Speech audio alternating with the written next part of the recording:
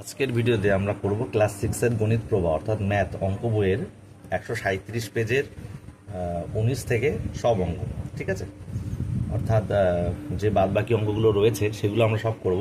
আগের ভিডিওতে তোমরা অঙ্কগুলো দেখেছো, 18 অবধি আমরা করে দিয়েছিলাম। তো আজকে 19 থেকে করবো, স্কিপ করবে না, সম্পূর্ণ ভালোভাবে বুঝিয়ে দেওয়া হলো। তো চলো শুরু করা যাক।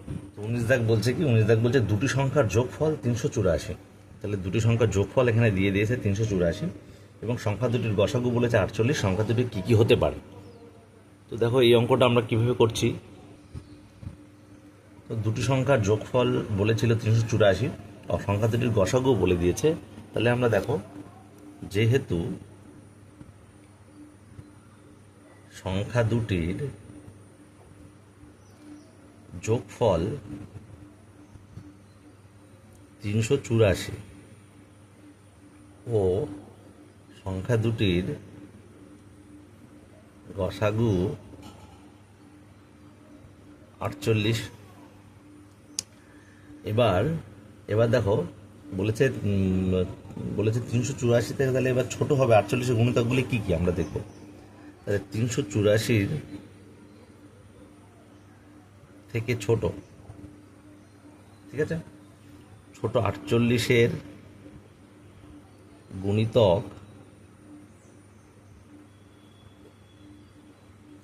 গুণিতকগুলি হলো, তাহলে 48 গুণিতক মানে 48 গুণ নামটা পড়বো। 48 একে 48, 48 দুগুণে 96, 3 48 কিন্তু 144, 4 48 192, 5 48 240, 6 48 288, আর 7 হচ্ছে 336।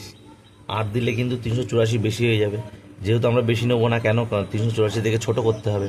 তাহলে এইগুলো গুণিতক। তো এবার বলেছে কি, যোগফল হবে, দুটি সংখ্যার যোগফল হবে 384, গসাগু 48। তাহলে এখান থেকে কোন কোন সংখ্যা দুটির যোগফল আমরা 384 করব, তাহলে সেটা দেখব। তাহলে সংখ্যা দুটি হতে পারে কি কি হতে পারে, কোন কোন সংখ্যার যোগফল 384 হতে পারে আমরা দেখব। এখানে দেখো আমরা দেখতে পাচ্ছি এই একটা সংখ্যা 48, এর সঙ্গে যদি 336 যোগ করি দেখি কত হয়। তাহলে 336 আর 48 যোগ করলাম, 8 আর 6 14, হাতে 1, 3 আর 4 7, আর হাতে 1 ছিল 8, 3 করতে 3, 384। তাহলে সংখ্যা দুটি হতে পারে 336 আর 48 হতে পারে, ঠিক আছে, একটা হতে পারে। আরও কি হতে পারে, আবার কি হতে পারে, এই যে সংখ্যাটা 144 আর 240, এই দুটো সংখ্যা যদি আমরা যোগ করি, 144 প্লাস 240, এটা যোগ করলেও কিন্তু 4 করতে 4, 4 আর 4 8, 2 আর 1 3, তাহলে 384 হচ্ছে। তাহলে আমাদের শর্তগুলো মানলাম, যেহেতু বলেছিল কি সংখ্যা দুটির যোগফল 384 এবং গসাগু 48 হবে, এমন কয়েকটি সংখ্যা নির্ণয় করার কথা বলেছিল। তো যাই হোক, তো আমরা কিন্তু সম্ভাব্য সংখ্যা দুটির উত্তর আমরা পেয়ে গেলাম। একটা হচ্ছে 144 240, এই দুটো হতে পারে, এই দুটি সংখ্যা, আর হতে পারে 336 আর 48। তাহলে এই উত্তর হয়ে গেল। তারপরে দেখো 20 দাগ বলেছে দুটি সংখ্যার গসাগু ও লসাগু দেওয়া রয়েছে যতক্ষণ 12 ও 720। হিসাব করে দেখি এরকম কত জোড়া সংখ্যা হতে পারে, এর সম্ভাব্য সংখ্যাগুলি কী কী। তো আমরা এই অঙ্কটা দেখো করছি। তাহলে আমরা লিখছি দুটি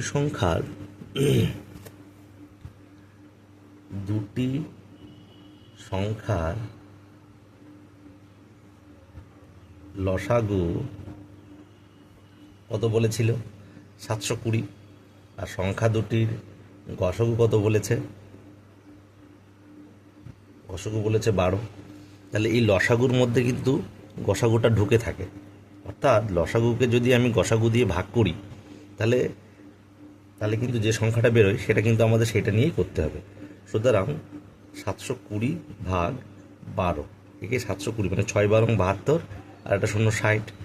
তাহলে 60 কিন্তু গসাগু, মানে এই যে এই ব্যাপারটা এই যেরকম আমরা যদি কোনো সংখ্যাকে করি, তাহলে উৎপাদকের মাধ্যমে যদি করি, তাহলে এই অংশের যে সমস্ত সংখ্যাগুলো থাকে সেগুলো গসাগু, আর এই অংশে যে থাকে এইগুলো নিয়ে আমরা লসাগু করি।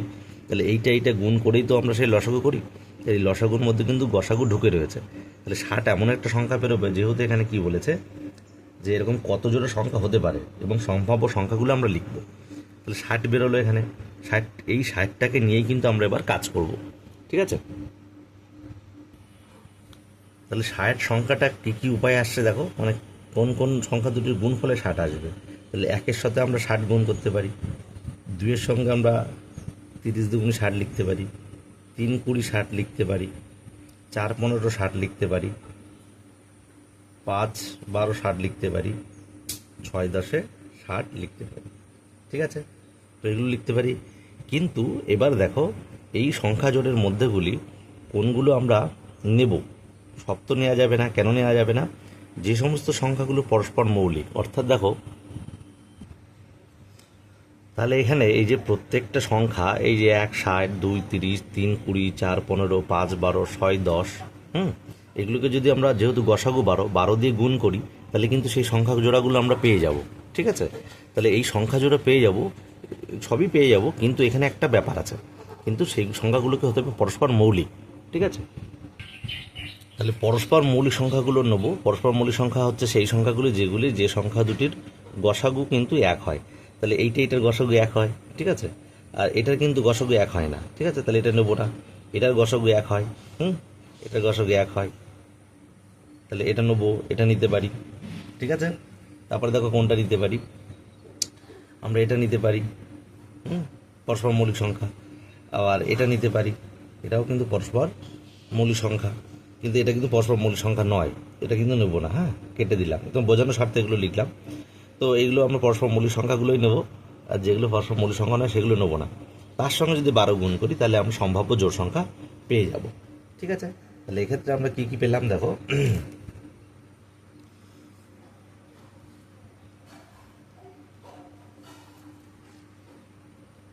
তাহলে এক্ষেত্রে 1 60, আর কি পেলাম 3 20 পেলাম, আর কি পেলাম 4 15 পেলাম, আর কি পেলাম 5 12। এই যে জোড় সংখ্যাগুলো, মানে এই জোড়গুলো তো গুণ করলে 60 হয় না, এইগুলো পেলাম এবং পরস্পর মৌলিক 4 জোড়া, 4 জোড়া সংখ্যা পরস্পর মৌলিক,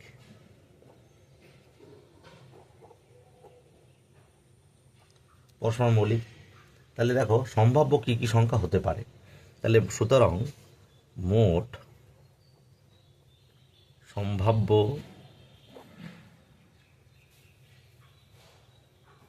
4 জোড়া সংখ্যা হতে পারে, 4 জোড়া সংখ্যা হতে পারে, ঠিক আছে। তাহলে কি কি সম্ভাব্য সংখ্যাগুলি কি কি? সম্ভাব্য সংখ্যাগুলি হবে কি কি হবে, যেহেতু যে সংখ্যাগুলো আমরা নিয়েছি সেগুলোর সঙ্গে করব। তাহলে কি কি 1 গুণ 60 নিয়েছিলাম, তাহলে 1 গুণ 12 আর 60 গুণ 12, যেহেতু গসাগু ছিল 12, তাই সবার সঙ্গে 12 গুণ হবে পরস্পর মৌলিক সংখ্যাগুলির সঙ্গে, ঠিক আছে। তাহলে হতে পারে কি 12 কে 12 আর 6 12 72 720, তাহলে এই হতে পারে। আর হতে পারে কি 3 গুণ 20 নিয়েছিলাম, তাহলে 3 একটা হয়ে গেল কিন্তু, তারপর হতে পারে 3 গুণ 12 আর 20 গুণ 12, ঠিক আছে। তাহলে 3 গুণ 12 এবং 20 গুণ 12 মানে 36 আর 240 হতে পারে, ঠিক আছে। তারপর কি হতে পারে, তারপরে কি নিয়েছিলাম 4 15, তাহলে আবার কি 4 গুণ 12 15 গুণ 12, তাহলে 4 12 48, 4 12 48 আর 15 আর 12 গুণ করলে হচ্ছে 180, ঠিক আছে। এটা হতে পারে। তাহলে এই 1 জোড়া হতে পারে, এই 1 জোড়া হতে পারে, আর 1 জোড়া, তো 3 জোড়া। আর একটা বার করতে হবে আমার, আর একটা বলেছে 5 গুণ 12, তাই তো। তাহলে 5 গুণ 12, তাহলে এটার সঙ্গে 12 গুণ করব, তাহলে 60 আর 144 হতে পারে, তাহলে এটা হতে পারে।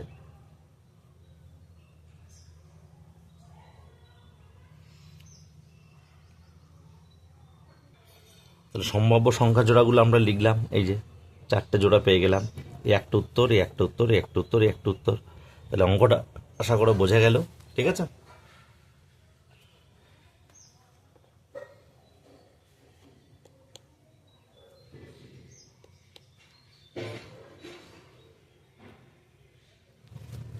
তারপরে দেখো অঙ্ক 21। একটা খুব ভালো অঙ্ক। বলছে কোন ক্ষুদ্রতম সংখ্যা থেকে 4000 বিয়োগ করলে বিয়োগফল 7, 11, 13 দিয়ে বিভাজ্য হবে।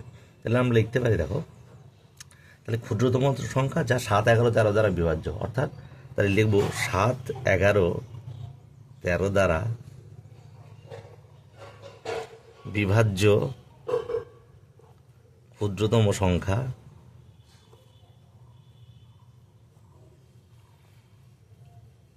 হবে সংখ্যাগুলির লসাগু, সংখ্যাগুলির লসাগু, তাই তো?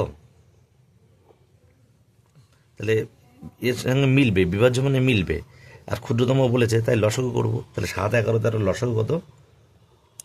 7, 11 ও 13 এর লসাগু,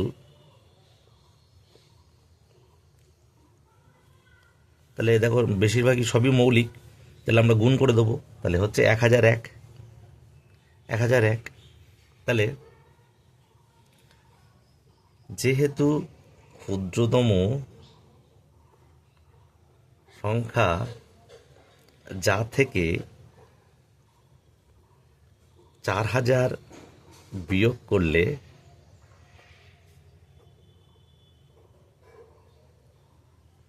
বিয়োগফল 7, 11, 13 দ্বারা বিভাজ্য।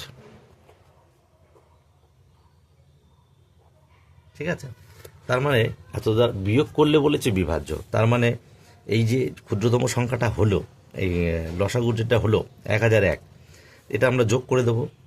ঠিক আছে, সুতরাং ক্ষুদ্রতম নির্ণেয় সংখ্যা 4000 যোগ 1001, তাহলে হচ্ছে 5001।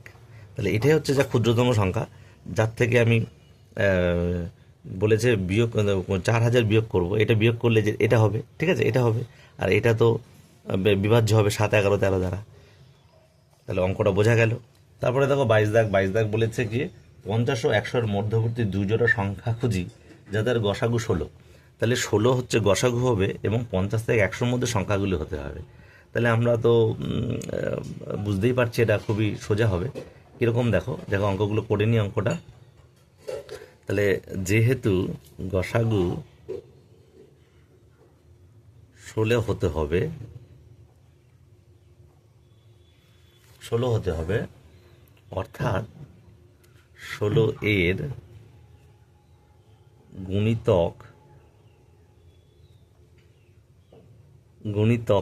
গুণিতকের সংখ্যাগুলির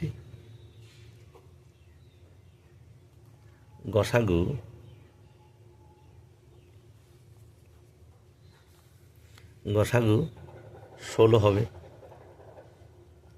ঠিক আছে, 16 হবে। তাহলে 50 বলেছে 50 ও 100 এর মধ্যবর্তী বলেছে, তাহলে 50 ও 100 এর মধ্যবর্তী 16 এর গুণিতকগুলি আমরা বার করব। গুণিতকগুলি হলো, তাহলে 16 এর গুণিতকগুলি যা কিন্তু 50 এবং 100-র মধ্যে গুণিতক, সেগুলি আমরা বার করব। ঠিক আছে, তাহলে কি কি দেখো 50 16 দিয়ে গুণ করি, 16 গুণ 4, 4 16 কত? 4 16 কিন্তু 64। তারপরে দেখো 16 গুণ 5, 5 16 80। কেন 4 থেকে নিলাম? 3 নিলে 48, 50 থেকে বলেছে যেহেতু, তাই আমরা 3 নিলাম না। তাহলে 4 5 হলো, 16 দিয়ে আমরা কী করলাম? 6 নিলাম, 6 16 কত? 96। ঠিক আছে, তাহলে আমরা 3টে দেখতে পাচ্ছি। এবার বলেছে সংখ্যা দুটি নেবো যা যা নেব, যা সেই জোড় দুটো নেবো যার গসাগু 16 হবে, গসাগু 16 হবে। ঠিক আছে, তাহলে এর গসাগু কী কী হতে পারে, কোন কোন ক্ষেত্রে গসাগু হতে পারে? তাহলে এই সংখ্যাগুলির মধ্যে উপরের সংখ্যাগুলির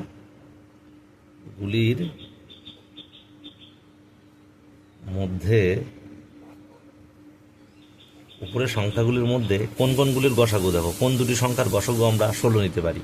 তাহলে 64 আর 80, 64 আর 80, ঠিক আছে, এর এর হতে পারে, এর গসাগু 16 হবে, এবং 50 আর 100-র মধ্যবর্তী সংখ্যা দুটো। ঠিক আছে, আর কি হতে পারে, ও 80 ও 96 নিতে পারি, 80 আর 96, 80 96 50 থেকে 100-র মধ্যে, এবং দুটি সংখ্যারই গসাগু কিন্তু 16। তাহলে এই এর মধ্যে এর গসাগু বা এদের গসাগু 16। ঠিক আছে, তাহলে নির্ণয় সংখ্যা আমরা লিখব, নির্ণয় সংখ্যাগুলি 64 আর 80। ঠিক আছে, এটা হতে পারে, বা 80 96, 80 96। তাহলে আশা করি বুঝতে পারছো অঙ্কটা। ঠিক আছে, তারপরে দেখো 23তম অঙ্ক। 23 দাগের অঙ্কটা কি বলেছে ভালো করে পড়ো। অঙ্কগুলো কিন্তু বেশ, এগুলো আসে উপর চাকরি পরীক্ষায় আসে, এর মধ্যে কিন্তু এই অঙ্কগুলো ভালো করে বুঝবে। ঠিক আছে, 23 দাগে বলছে 28, 33, 42 ও 77 দ্বারা বিভাজ্য, অর্থাৎ মিলবে, বিভাজ্য মানে মিলবে, যে সংখ্যাটি 98 মানে একক দশক শতক হাজার অযুত 98,765 নিকটতম তা হিসাব করে বার করি। তাহলে এখানে ক্ষুদ্রতম বলেছে, সবচেয়ে কাছের যে নিকটতম বলেছে, তাহলে এর লসাগু দ্বারা বিভাজ্য হবে সেই সংখ্যাটি, এবং সেটি কোন সংখ্যা হবে, যেটি কিন্তু এই 98,765-র কাছাকাছি হবে। তাহলে আমরা লিখব এদের লসাগুটাকে করি, যে 28, 33, 42 ও 77 দ্বারা বিভাজ্য যে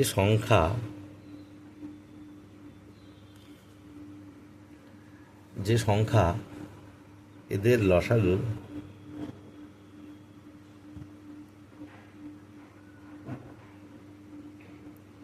দ্বারা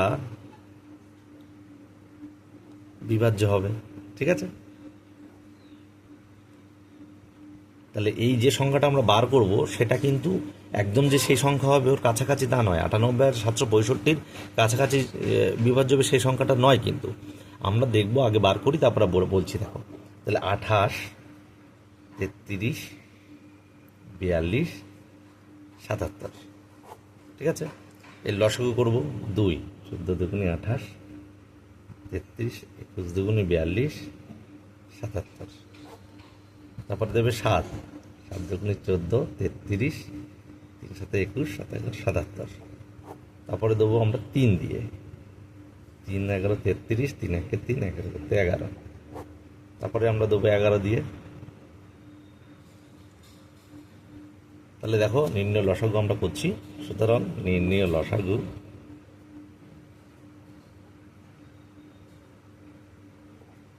দুই 7 3 11, 2 7 3 11 2 গুণ করব, 2 7 3 11, 2 গুণ করব, করলে হচ্ছে 924। ঠিক আছে, 924। তাহলে এবার দেখো 924, তাহলে 924-এর যে গুণিতক, অর্থাৎ এর যে গুণিতক মানে এর যে গুণফলগুলো, সেই সংখ্যাটি 98,765-র নিকটতম আমাদের খুঁজতে হবে। তাহলে দেখো 924-কে যদি 924 দ্বারা যদি আমি এই 98,765 ভাগ করি, তাহলে দেখো এই যে সংখ্যাটা বেরোবে সেটা আমরা যাচ্ছি বার করছি, কেন এর বলেছে এর কাছাকাছি হবে এবং এর গুণিতক। ঠিক আছে, এই এদের গুণিতক ক্ষুদ্রতম সংখ্যা, তাই এই লসাগুর দিয়ে আমরা ভাগ করব। তাহলে 924 একে 924,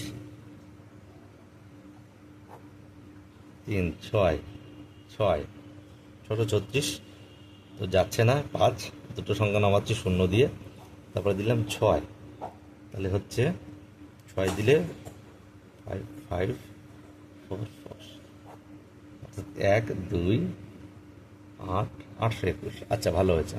তাহলে 106, তাহলে 924কে যদি 106 দ্বারা গুণ করি তাহলে তাহলে কিন্তু আমরা 821 কম হচ্ছে, তার মানে এটা হতে মিলতে আর 821 কম হচ্ছে।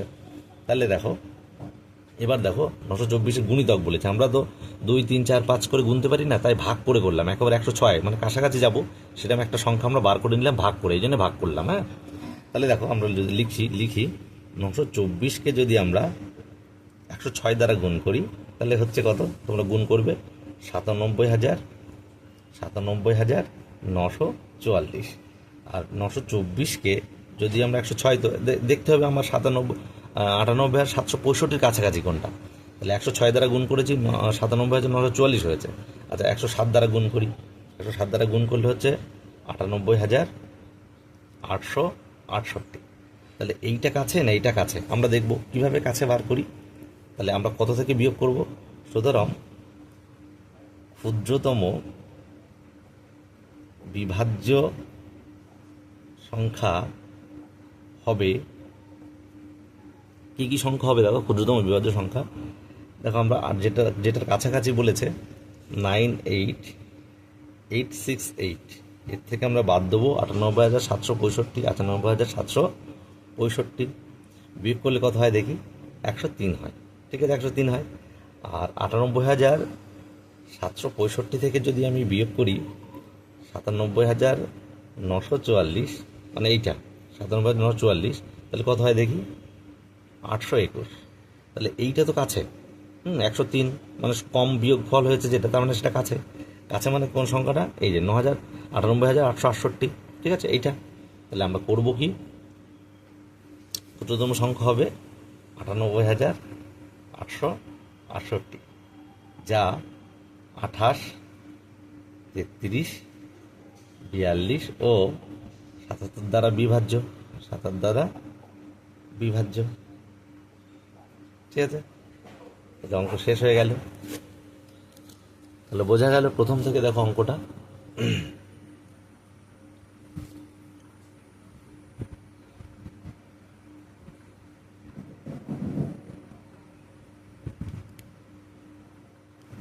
তাহলে 24 এবার তার লাস্ট অঙ্ক কি বলেছে দেখো, হিসাব করে 13 দিয়ে বিভাজ্য এমন ক্ষুদ্রতম সংখ্যা খুঁজতে হবে যা 8, 12, 16 ও 20 দিয়ে ভাগ করলে প্রতি ক্ষেত্রে এক ভাগশেষ থাকে।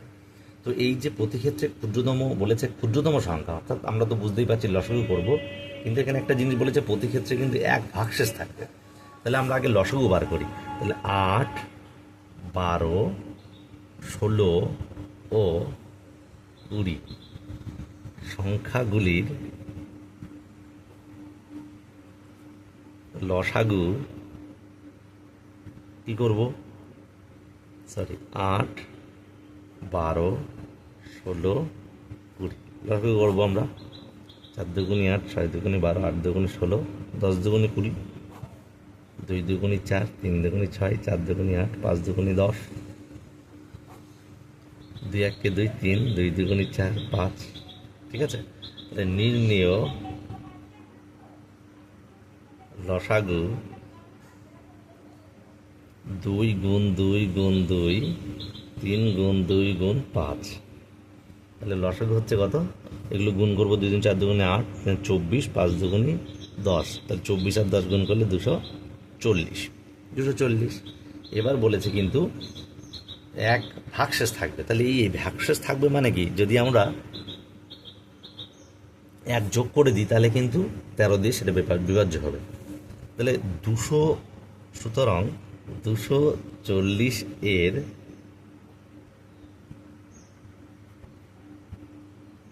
কোনো লঘিষ্ঠ গুণিতকের সাথে 1 যোগ করলে যোগফল 13 দ্বারা বিভাজ্য হবে। ঠিক আছে, তাহলে 240 গুণ 1 যোগ 1 তাহলে 240 এককে 240, তার সঙ্গে 1 যোগ করব, তাহলে 241 হচ্ছে। 241 কিন্তু 13 দ্বারা বিভাজ্য নয়, তাহলে আমরা লিখব 13 দ্বারা, এটা কিন্তু বিভাজ্য হলো না, ভাগ করলে মিলবে না, তাহলে এটা উত্তর হবে না। কিন্তু 240কে যদি আমরা 2 দিয়ে গুণ করি, তার সঙ্গে যদি 1 যোগ করি, তাহলে 240-এর সঙ্গে 2 করলে 480, আর 1 481। 481 কিন্তু 13 দ্বারা বিভাজ্য, ঠিক আছে, 13 দ্বারা বিভাজ্য। সুতরাং নির্ণেয় সংখ্যাটি 481, ঠিক আছে, 481। তাহলে আশা করি অঙ্কগুলো তোমরা বুঝতে পেরেছো। আজকের ভিডিও এই পর্যন্তই, 24 দাগ পর্যন্ত আমাদের শেষ হয়ে গেল। দেখা হচ্ছে নেক্সট অঙ্ক পরবর্তী ভিডিওতে। যারা সাবস্ক্রাইব করোনি চ্যানেলটিকে সাবস্ক্রাইব করে নাও, তাহলে বুঝতে তোমাদের হাতে কলমে বুঝতে অনেক সুবিধা হবে, এবং বন্ধুদের মধ্যে শেয়ার করো।